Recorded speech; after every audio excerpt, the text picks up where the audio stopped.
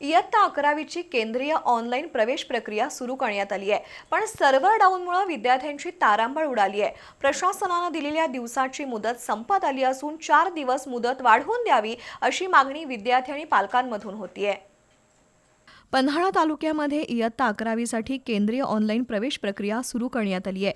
21 ते 23 मे 2026 पर्यंत ही प्रक्रिया सुरू करण्यात आली होती, पण ग्रामीण भागामध्ये सर्व्हर डाऊन समस्या मोठ्या प्रमाणात सुरू झाली असून ऑनलाईन प्रवेश प्रक्रिया पूर्ण करण्यासाठी किमान एका विद्यार्थ्याला 45 मिनिटं लागतात।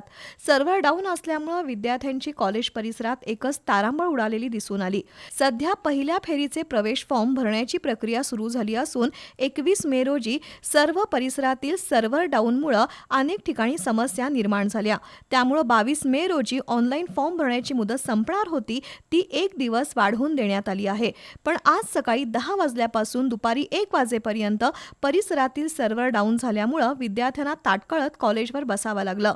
वारंवार सर्व्हर डाऊन होत असल्यानं ऑनलाईन फॉर्म भरण्यासाठी प्रशासनानं अजून 4 दिवसांची मुदत द्यावी अशी मागणी पालक आणि विद्यार्थ्यांमधून होतीये।